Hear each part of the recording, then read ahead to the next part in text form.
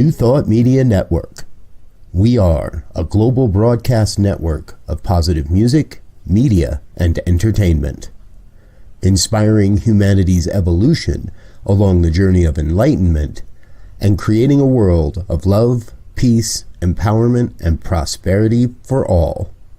New Thought Media Network. Positively inspiring.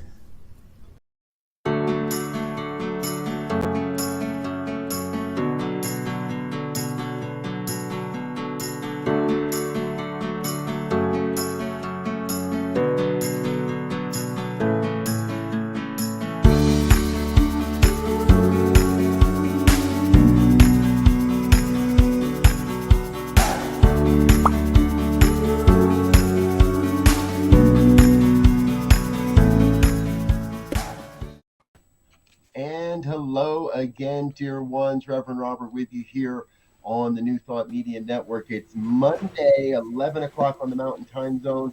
I trust you can do the math to your time zone. And I'm so incredibly excited because we're premiering a brand new concept and a brand new show for you here today.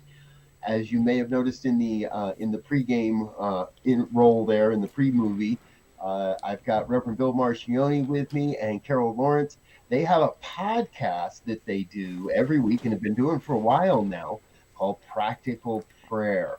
And what we're going to do is share with you a little bit of the behind the scenes of what happens to actually create a podcast. So if you'd like to chime along as you do, please feel free to make some comments and join the conversation as we go along. In just a little while, I'm going to get out of here and they're going to start the recording of the podcast. But between now and then, we figured we'd give you a little sneak peek, a little pregame, introduce some people. Following the podcast recording, we will come back and have a little bit of Q&A, an opportunity for you again to chime in and chat with us either through the chat box, or if you'd like to join us in the studio, well, let us know that in the chat box and we might be able to make that happen for you as well. So, okay. That sounds so exciting. Doesn't it? Yeah. This is live television as we create it, live media as we're creating it. So let me start. I want to introduce Reverend Bill Marchiony. Reverend Bill is the senior minister of New Thought Philly in Philadelphia, Pennsylvania, if you don't know that one. He and I met last year and we're instant friends and instant technology buddies. We have some really fun conversations around that. And I don't know enough about Carol to do a proper introduction, so I'm going to let Bill do that. So I can tell Carol's story again? I like the way you tell it better. I just point people at the episode where we told each other's story, because some of that stuff's been carried around. So Carol is a long-lost friend who she and I could have crossed paths any number of times since the 1980s, but didn't until the time was right in 2020. Carol spent 35 years as a Christian pastor, 3 different denominations, very serious about the whole thing. She knows the Bible frontwards and backwards, and got to the point. Do you know it backwards? Yeah. Yeah. yeah, Sideways. Yeah. Right. And got to the point where the stuff that she was talking about didn't resonate with the stuff that she was believing, and she got into New Thought and metaphysics, and that really was resonating. And so she started studying that and got to the point where she needed somebody, beyond the books, people who were still alive that she could bounce some ideas off of and ask some questions about. So she found me. And I said yes, and so it's really interesting to have a student who has so vastly much more experience in my line of work than I do. And well, you did 35 years. It's been a thing,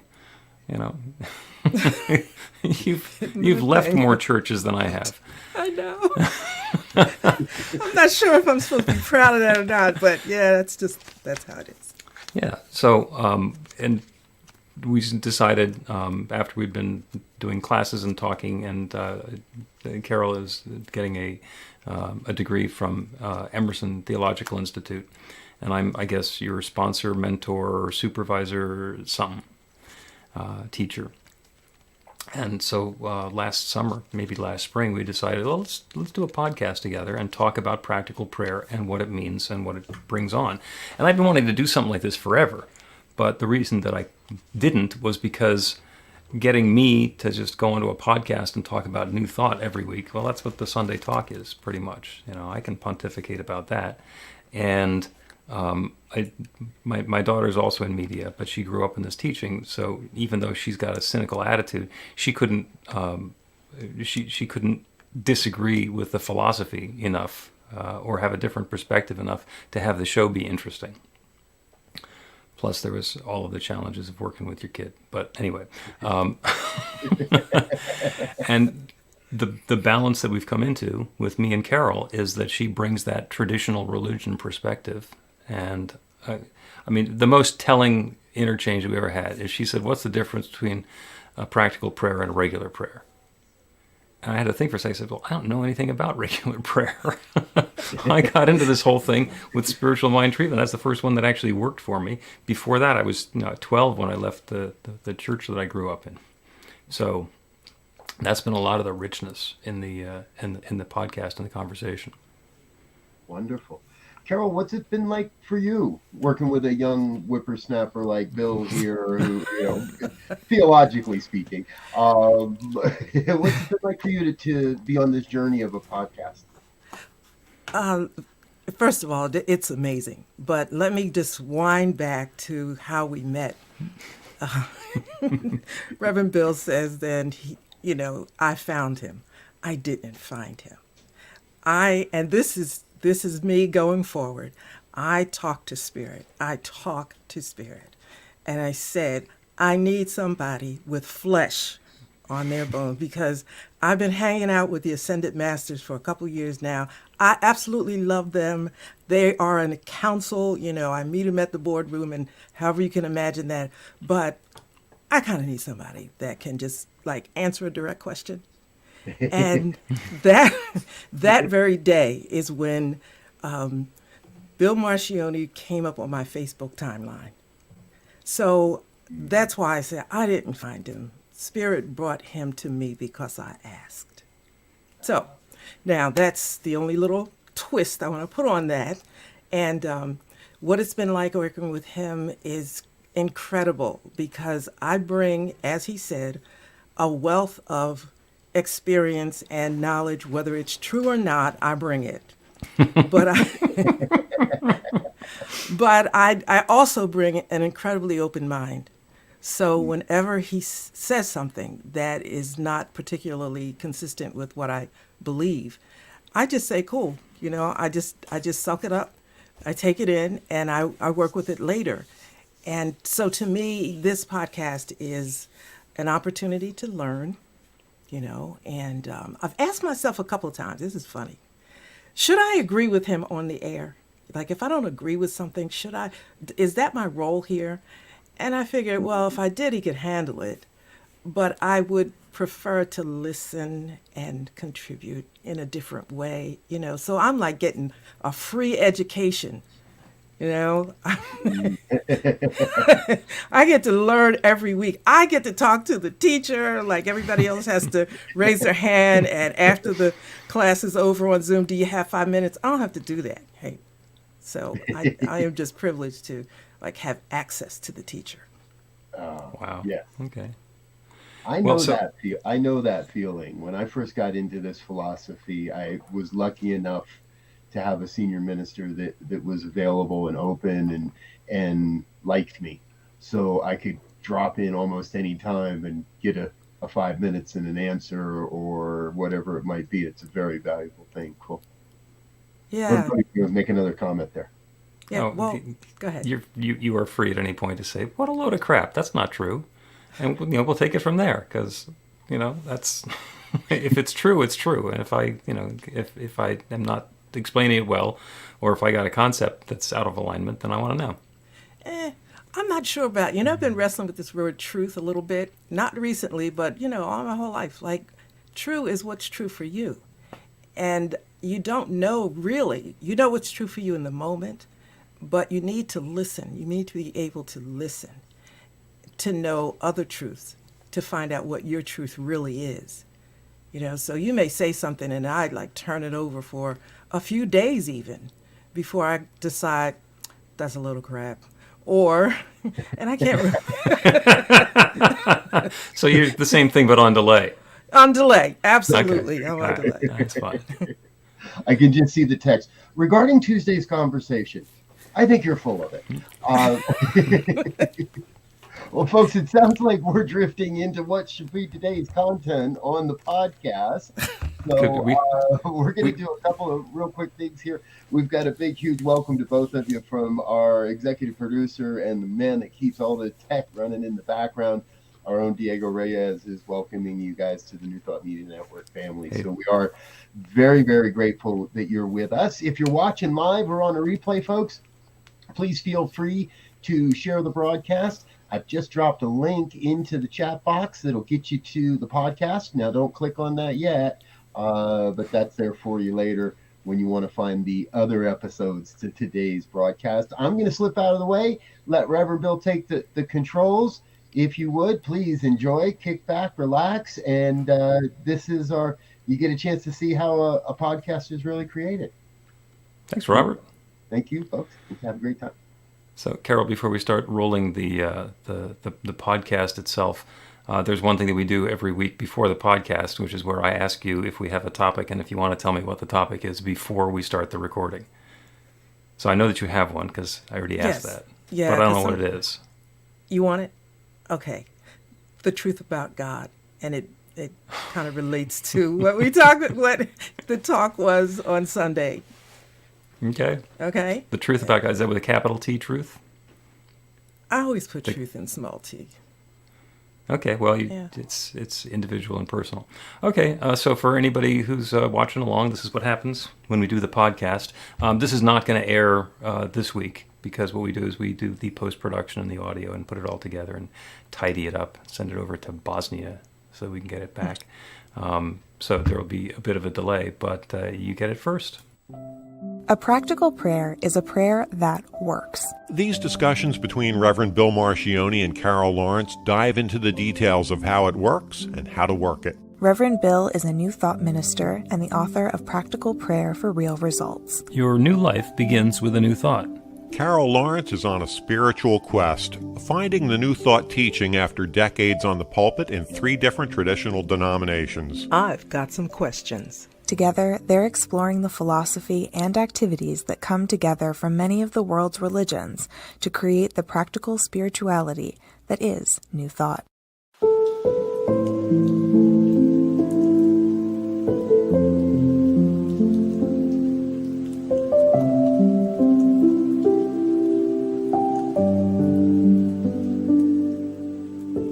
Welcome to the Practical Prayer Podcast. I'm Carol Lawrence, here with Reverend Dr. Bill Marchiony, and we're going to talk. You want to talk about the truth about God. Yes. Small t truth, if we... Small t truth. Yeah. And for anybody who hasn't done the capital T, little t, when we put something in capitals, like God, it is to imply that divine essence, the divine aspect of it, or when it's in lowercase, whether it's truth or perspective or awareness or whatever that is our own localized view from where we are. So the little t truth is what's true for me, or in this case, what's true for Carol. Yeah, well, I'm not too sure about, because I think if I was going to speak about it, I'd probably put the capital T in there, but when you, and this comes from your guest presenter, your guest minister yesterday. This was P.J. Stanley. Yes, and I didn't know how Reverend to Dr. pronounce it. P.J. Stanley. Yeah. Yes, and she's amazing. And I listened to it, and I had to smile a couple of times because I was just kind of resonating with some things she said. In particular, she names God George. I thought that was just really cool. But the reason that I said small t, which is not the subject here, but because I read a lot and people have different perspectives about a lot of things. And, I think like whatever you believe and die for, if you want to talk about it like that. That's your truth.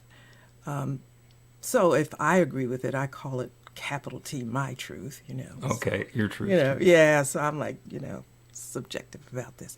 But anyway, she talked about the truth about God, and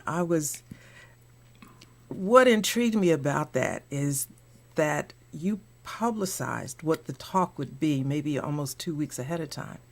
And I said, okay, I'm going to make sure I, hear this, because I know what I think God is, and I think it's critically important.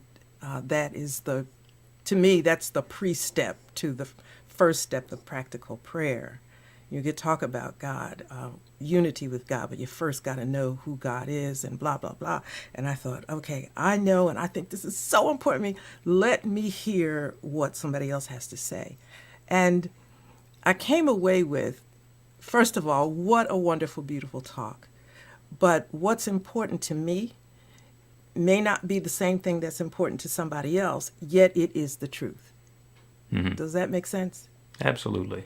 And I just smiled about that. I said, if somebody had given me the opportunity to talk about the truth about God, it would have been a totally different talk. Yet I didn't disagree with a word she said. Mm-hmm. And I thought, that's pretty interesting. Okay, so there's probably, there's not like just one thing. God is like a diamond with a lot of dimensions. Exactly. Yeah, and you're going to get into the difference between the capital T and the little t. And instead of making it be truth, which seems hard to embrace and distant, let's make it be love. Capital L, love, is God's unconditional love. For God so loved the world that he gave his only begotten. Everything that exists everywhere is God sharing itself. That's love. Capital L, love. It's all love. That's all that there is.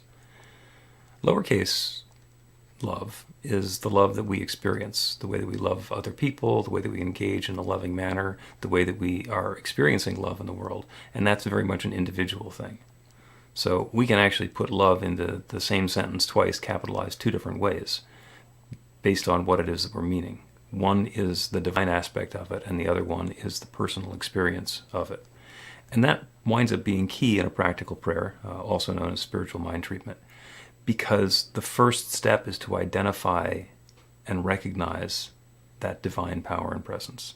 That's the first thing that we do in a prayer, is we turn our attention to the infinite. And it's one of those aspects. There are several aspects of the infinite. So God is harmony. God is balance. God is power. God is love. God is wholeness. And whatever we're going to be praying for, there is an aspect, or there are aspects of the divine that we want to start our attention on. As I've sometimes said, if we are looking for a loving, wonderful relationship, we're not going to start out by saying God is infinite abundance, because I don't really want to be in an abundance of loving relationships. What I really like to do is have one. So I'm going to focus on love. If, on the other hand, I'm doing a prayer for, it happens to be the first of the month coming up. So if I'm feeling some scarcity because of the mortgage payment or the rent or something else, then I want to turn my attention to the infinite abundance that is God, so that when I align myself with that in the second step, I am stepping into that experience for myself of living in abundance, of being prosperous, or of living in infinite love and being that love and having that love and experiencing that love in my relationship. So we kind of use that for ourselves to identify the aspect of the infinite, because we're all on the same team, because we are all that divine essence shared in its own way. Like you're talking about the facets on a diamond. I want to pay attention to which part of the diamond and which part of the light I want to see reflecting now. Exactly. So the part of the light that was shared yesterday was the way what's her last name? Stanley. Dr. Stanley. And if you're listening, I mean, no disrespect Dr. Stanley, but like I have these senior moments, and so she talked about how, sort of in a way, how God works and her conversation. So I definitely talk to spirit. I'm thinking about giving God a name since she had one. I said, well, that's pretty cool. But it's about talking to spirit. And her way of talking was she had an expectation, not as opposed to the old way of praying or talking to God. It's not so much with an expectation, but with a fingers crossed hope. Right. Right. You know. There's that aspect of absolutely knowing that God is listening and responding, whether I like the answer or not. Yeah. And you've said this often. God says yes. And when you first started saying that, I'm like, you know what? He must have had a really charmed life where, because I can tell you a lot of times God has said no, but you know, I'm slow, right? I let it marinate until I figure out what you're saying. And I determined this is the way you ask the question. Oh, absolutely. It is absolutely the way that you ask the question. And sometimes we think we're asking for something, but we're actually believing something else. And it's not acting upon what we say, or not even the language that we're using to make the request or the demand. It's what we believe is going to happen. Mm-hmm. A musician friend of mine has a line in a song. The woman sings that he's about what I expected and less than I deserve. And that sums it up. You know, you think you deserve better, but you're expecting lousy. You get lousy. This is such a perfect conversation because it's tapping on something else that I really think is important. You said it's what you believe. Mm-hmm. And so then you got to check out what you believe, right? You dig around in your belief system. Oh, yeah. Easier and said that than can take done. a long time. Oh, yeah. You know, you bump up into stuff that you didn't know was there, as I have been doing the last couple of weeks, thinking I'm cool about this. And what? So you want me to give you an example? This is Absolutely. great. Okay. I don't throw anything away. I don't. Okay. Now, I'm not an extreme hoarder. Like, I don't have a garage full of newspapers. But, for example, I will not throw... I love perfume. Love, love, and love it. But I won't throw it away until I get the last drop out of that bottle. I'm telling you, I'm a master at it. I can hold the bottle. I don't care whose perfume it is, and I can turn it at just the right angle and turn the little nozzle until I get the last drop. And I'm not throwing it away till I get the last drop. There's no bubbles in the little thing. It's just always been that way. So Okay. I called it being a good steward, right? Because perfume is not cheap. Mm-hmm. Mine isn't. Okay, so I want to make sure I'm not throwing any of it away. Then it occurred to me, maybe you're not being a good steward. Maybe it's a poverty mentality that you got. Maybe you're thinking that if I throw this away, I'm not going to have any more. You know, and then so I looked at a lot of things that I was holding on to. And I'm embarrassed to say, like I'm telling to the whole world here right now, but I think it was a poverty mentality as opposed to being a good steward. Because I got little corners of a lot of stuff. And, right? I don't want to throw it away because, you know, if I throw it away, I won't have it. And then I thought, like, what? They didn't make any more? You can't get another bottle of perfume? What's the problem? Oh, yeah. And then you look at we spent a lot of time in the last couple of years talking about supply chain.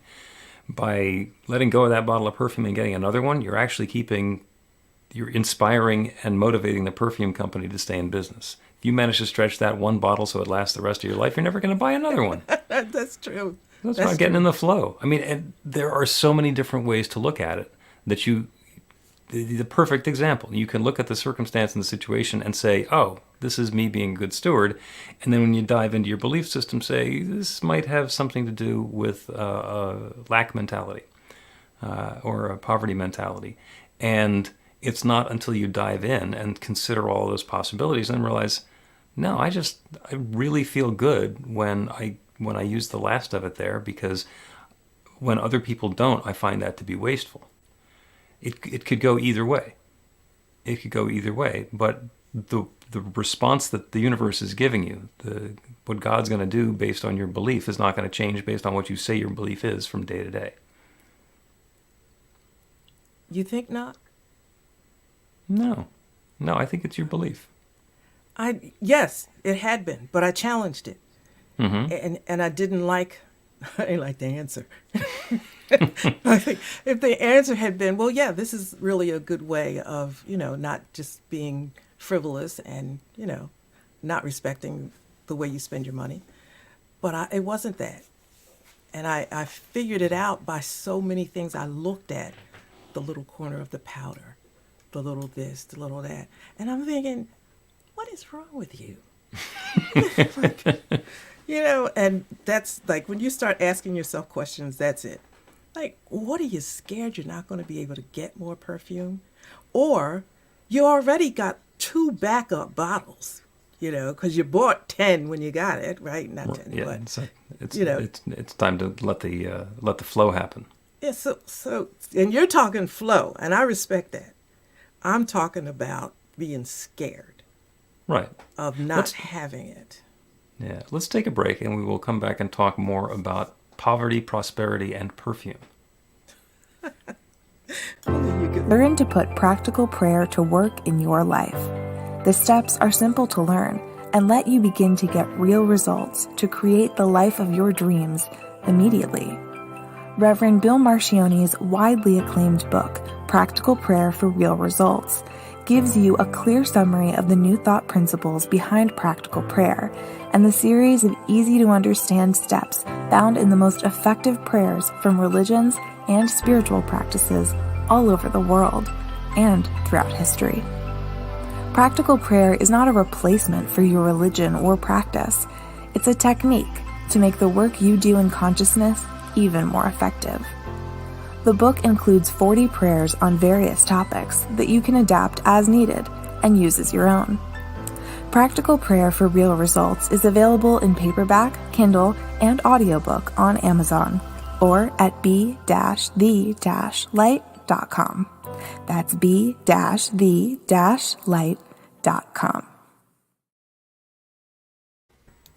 Welcome back to the Practical Prayer Podcast. I'm Carol Lawrence here with Reverend Dr. Bill Marchiony.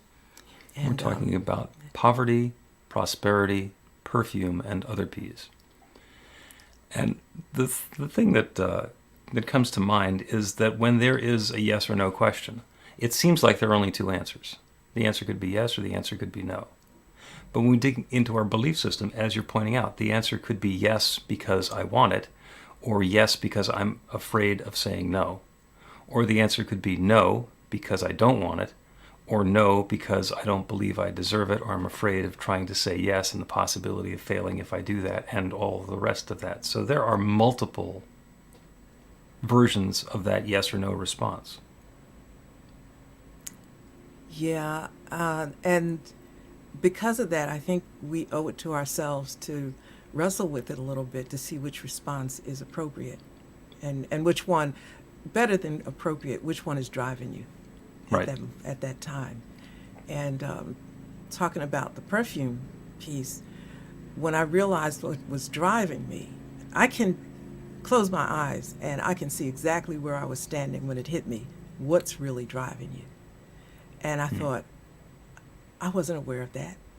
I was not aware of a lack mentality, that it showed itself in this way.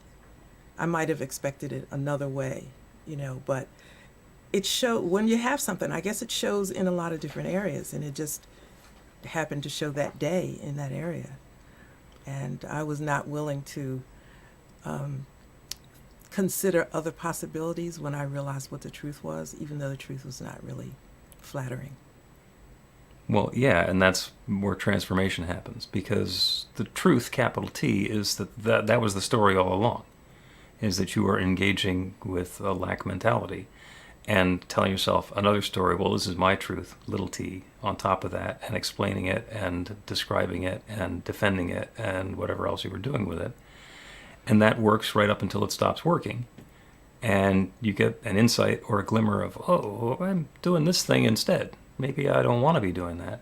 And then the transformation is, how else do I do that? How is that affecting my life in other ways? What are the things that I've been doing to hold myself back because of that lack mentality in other areas? And the transformation is that as soon as we're aware of it and we realize that we have that in our belief system, we can start doing different stuff instead of insisting, no, it's all fine. Yeah. Yes. I'm okay. You know what? When I first, the bottle of perfume was the first thing, was the first glimpse of it. And you're right. I said to myself, but I don't want to think I'm fine. I don't want to, because I think there's a problem here. So I went on the search for some other things, and it kept showing up, like little stuff I was holding. Mm-hmm. And I said, no. Okay, first of all, we're going to take these things to the trash can. A whole other episode on how difficult it was, that trip to the trash can. Another episode. But yeah, I don't like it, and I want it to change. And it has to be now. Okay. And I said to Spirit, did you see that? Did you see that? Why you ain't tell me this before? The part that I'm really interested in is the trip back from the trash can.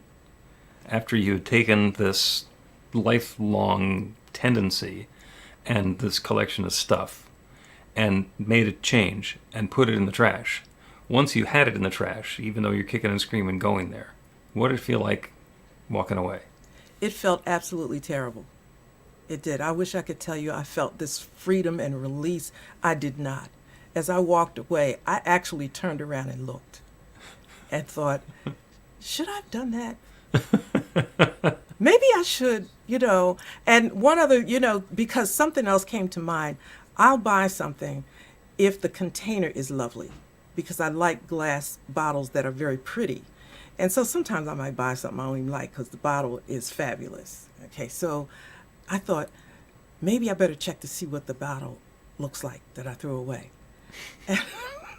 And I realized that was whatever that side of you is inside is struggling to be against, this growth that's trying to happen. And I just walked away, and I actually went in my room and closed the door and said, I'm not doing this. I'm not going after it. And I started to look for more things like that. And yeah, I found more things like that. Oh yeah, well, once you start to find, once you find one, there's a bunch more that are there. Yeah. And there's a really simple technique. Not easy. None of them are easy. They're all simple. All the stuff that we're doing, you can teach to a kindergartner. And that's to ask Spirit. And by the way, you said you might have to come up with a name for Spirit. You have a name for Spirit. It's Spirit. Yeah. And that actually works really well because, the downside of having it be George is if you meet somebody named George, then in your mind you might get confused. And asking George for something that George should be doing but not George, that's just gets a little bit too messy. But there's a way to ask Spirit for guidance. I love this. This is actually something from James Mellon. He say, I know nothing. I know nothing. Mm-hmm. Now what can I know? And it's that starting with the surrender of everything that I claim that I know, everything that I think that I know, everything that I have experienced learning. I'm going to not just throw it in a question, I'm going to deny all of it. That stuff doesn't matter. I know nothing. I'm opening myself up to a brand new possibility. Now what can I know? And invite Spirit to give you a clue. And it works remarkably well because Spirit knows. Spirit knows everything. And if we get our small self out of the way, then Spirit actually has room to get in a word. You're so right. Don't you think? But you got to be ready, right? Because I don't like fighting. I really I don't like fighting against something. So I got into, I stepped into New Thought and I said, I'm going the whole way. I'm not coming in here to debate what I believe and whatever, because I already know what I believe ain't been working. So let me just go here. And when it doesn't feel right or there's an edge, just live with it and sit with it for a minute until you can, until it balances itself out. That's what I do. But I think you got to be bold. Like, you have to be willing to be wrong and make that shift, correction, Absolutely. The way that we describe it is we all want to grow. We all want to expand. We want to deepen. We want to have more and richer and greater and wonderfuler in our lives. And then we have the experience that we're having. Well, we're living in our comfort zone. And we've talked about this before. And outside of our comfort zone is our growth zone. And when we stay in our comfort zone, the chances of things changing are relatively small because it all has to work inside of whatever the familiar is. And the big change happens outside of our comfort zone. And if we're unwilling to take on those big, bold changes, or if we're only willing to dip a toe outside of our comfort zone just to see, then it's going to take a lot longer and a lot more determination to get something to happen than to jump in and say, I don't know. I don't know if I should be staying in my comfort zone or what was my comfort zone or jumping completely into something else. Let Spirit guide you, and if it's time to jump, then go. Mm-hmm. Jump, and the transformation's at hand. Yeah. And I don't want to sound like I was so bold as to make a change, because that's not true. I don't remember a moment where I had to think about it, but I think it was a succession of moments where I had probably got to a place where I said, look, I am tired of this and I'm going here. This, I've read enough, I'm going here, and I'm trusting. And I remember saying this, I don't understand it all, Spirit, but I'm trusting you like I always have to make this understood to me. Let's go. Mm-hmm. And that's your own version of I know nothing. Now what can I know? And boldly stepping into it. I don't know. When you started this, you knew there was something, but you didn't know what it was. No. Didn't have all the answers to begin with, but you were willing to put down all of the previous notions and see how these new ideas fit together for you. Absolutely. This, it's your life. And if you really believe in self-preservation, if you think that that's really a thing, then what would you not do to save your life? And for me, it is just that serious. What would I not do to save my life? Because with this here, and I see life ahead of me, like I'm not trying to step off the bridge or anything. I'm not trying to end it. But there is no life where I am right now. So I gotta go. I gotta go. And I have stories. I got stories, right? Stories. I got stories. And I have stories of moments where I have said, I got to go. And it was always accompanied with, Spirit, I'm trusting you on this. And I've never, ever been left in a bad place. It's always been a better place. So this time, although I think this was a huge leap now. This was a huge leap. Mm-hmm. But listen, God, either you're God or you're not, okay? Let's go. Yep. If there is an infinite creative power that has created everything, that is creating us, that's creating our next new experience of life, if there's an infinite intelligence that knows everything and is willing to share that wisdom and insight with us, if there is this infinite love that is accessible, what would keep us from wanting to connect with it, embody it, and be it? Let's take a break, and when we come back, we'll do a prayer on exactly that. You can put practical prayer to work in your life, and Reverend Bill Marchiony can help. He is offering an online class that teaches you to create your own practical prayer in 5 weekly 1-hour sessions. The final hour brings your practical prayer together, anchored in live original music by a notable New Thought musician. Practical prayer is based on the most effective prayers found in religions and spiritual practices all over the world. Use it to deepen ever more fully into the truth of your spiritual nature. It's the core of a transformational spiritual practice that's simple, even if it's not always easy. Reverend Bill is also available for private spiritual counseling prayer sessions. Together, you'll lean into the challenges you've experienced in life and explore the transformation that's possible through practical prayer. You'll uncover old, hidden beliefs and uproot them to make way for the life of your dreams. Everything you need to know is on the website at b-v-light.com. That's b-v-light.com.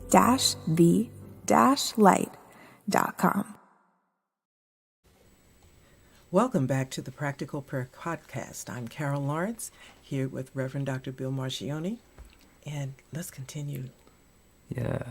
So we were talking about the infinite creative power that creates everything, that limitless intelligence that knows everything, that divine love that expresses itself through everything, that limitless good that is available at all times.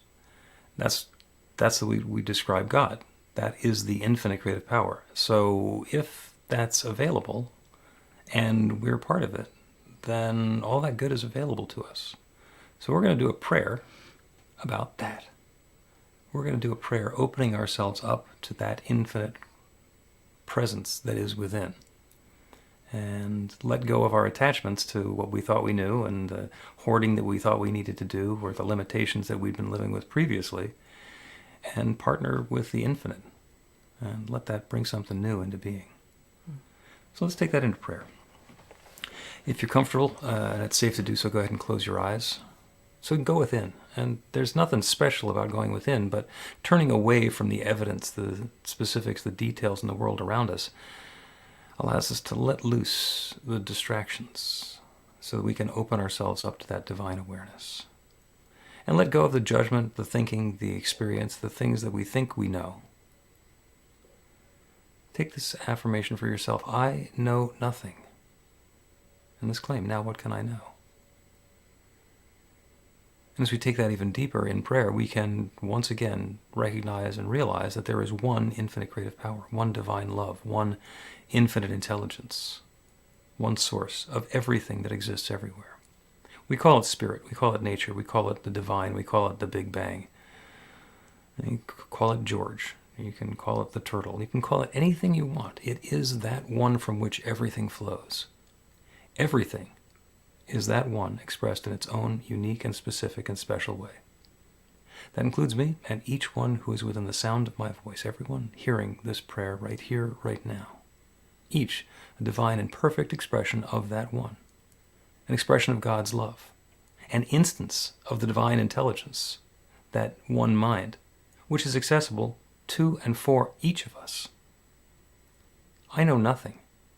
Now what can I know? And what I know that I can know is anything that is known anywhere is available to me now. That wisdom and insight and guidance is available to each of us right here and right now. And I know there's love, that infinite love that is the sharing of self, which has been true since the very beginning, as the infinite began sharing itself as and through and in its creation. And it doesn't matter what story we use to describe that, whether it's scripture or the Big Bang, or whatever story we have. There was in the beginning that one, and it began sharing itself to create its creation. And that sharing of self is the ultimate act of love. And that continues now. All of creation is that love taking its own particular form. That includes each of us. So we are love right here and right now. We're living in an abundant universe, infinitely abundant universe. This is a power that creates galaxies. It certainly has the power, the resource, and the ability to create whatever transformation we can imagine in our lives. Now what can I know? On behalf of each one listening, I open to the good that's possible for all of us, in whatever form it is taking. That guidance is at hand right here and right now, bringing each of us to a new awareness of our next perfect steps. I know nothing. Now, what can I know? And I know that love is unfolding. I know that wisdom is at hand. I know that guidance is in process. I know that creativity is here. I know that health and vitality, wholeness, richness, sweetness is all at hand right now. And I'm so, so grateful for it. I'm grateful for the good that's coming into each of our lives. I'm grateful for the stories that we get to tell. I'm grateful for the awareness and the understanding of this teaching and the absolute sure knowledge that this creative law that responds to a powerful intention is responding now. It's already saying yes. This good is already underway. And so with gratitude for this good, I speak this word, I let it be, I know it's so. And so it is.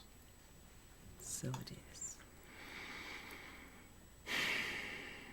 Managed to squeeze in some extra peas there, including perfume. I don't know how you do that. The Practical Prayer Podcast with Reverend Bill Marchiony and Carol Lawrence is a production of BeTheLight.com, be-the-light.com. where you can find more information about practical prayer for real results. Our theme is by Music of Wisdom.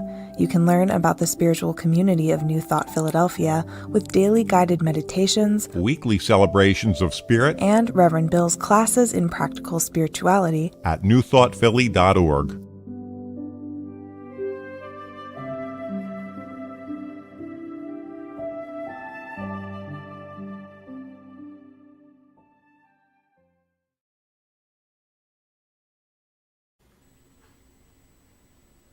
That was good. That was fun. The post-game show. Give us the box scores, Robert. I think it's an even tie on that. So, folks, that's what it looks like to record a podcast, folks. And what we're going to do each week is now kind of provide an opportunity. If you're watching live, please ask any questions you might have in the chat box.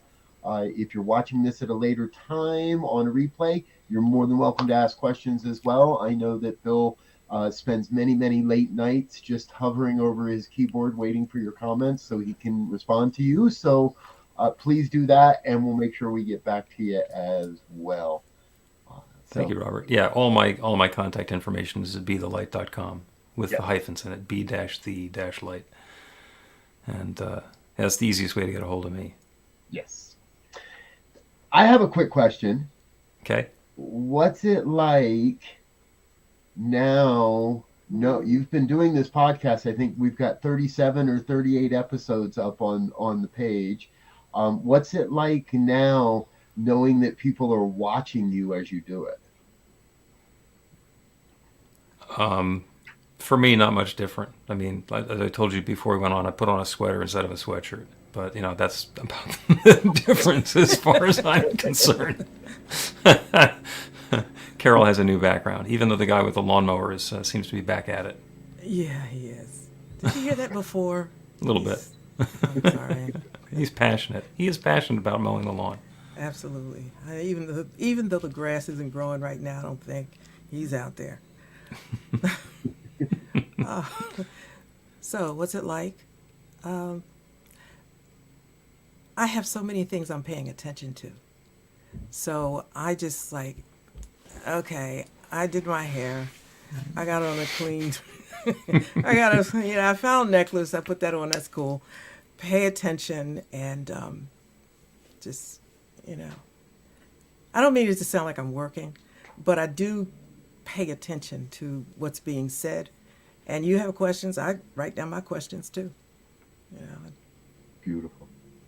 Good. Thank you. Yeah, and for me, 38 episodes or whatever it is into this that we are, I am just really enjoying, from the teacher's perspective, the growth and learning arc that Carol is doing. Because when we started, she claimed fiercely that she is a card-carrying member of the Control Freak Society or some such, and just described herself as a control freak. And I didn't argue with her.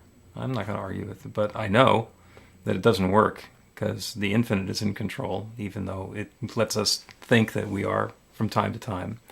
And over the course of the first half a year of the podcast, enough stuff happened that she canceled her card. Oh, you even I got to figure out how to blow that up, to a screen share or something so people can see that you sent me a card carrying Control Freak card with across it canceled in Canceled. red. So I keep that. Yeah. I know a few people that I think I need one of those for, but I'm not going to say who that is online.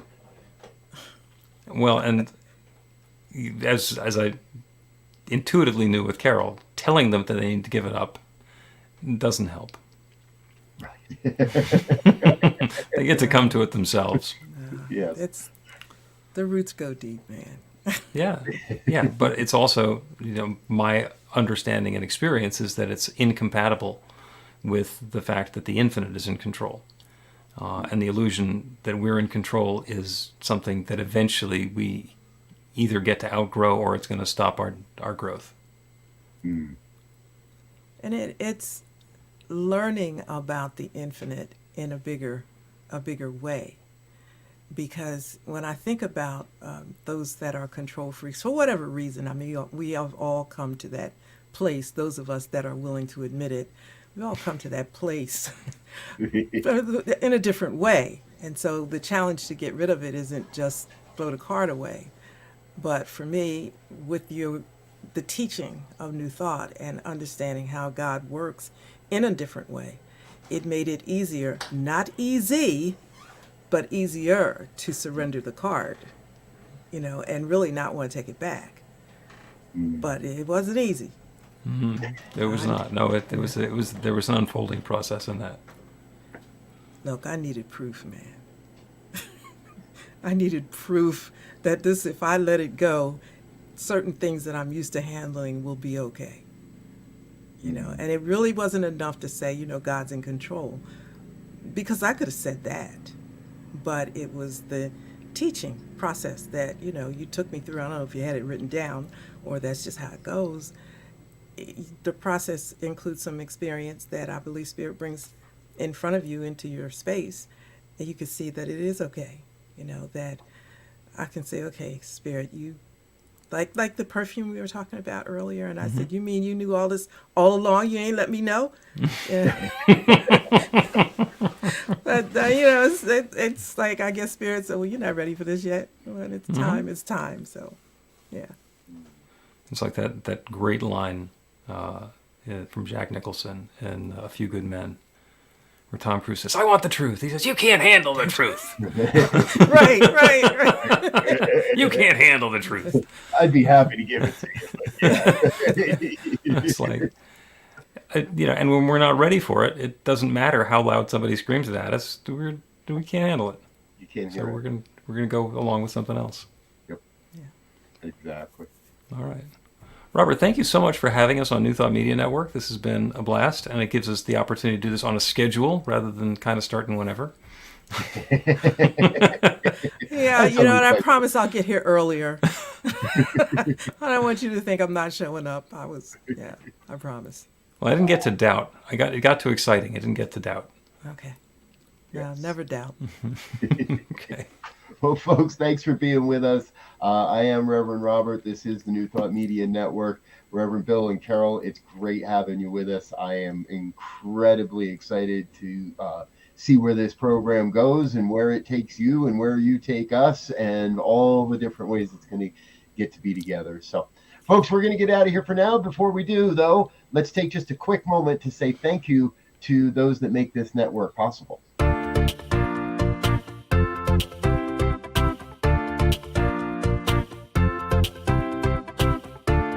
Thank you, Center for Spiritual Living Denver, for your continued support. Thank you, Center for Spiritual Living Midtown Atlanta, for your monthly contribution. Thank you, Center for Spiritual Living North Jersey, for your monthly contribution. And please help us welcome Om Center for Spiritual Living in La Mesa, California. Thank you for your monthly donation. And a special thanks to Hefferland Foundation for your generous technology grant. And Suze Ajay, thank you for your very generous donation. And a big shout out to all our committed donors.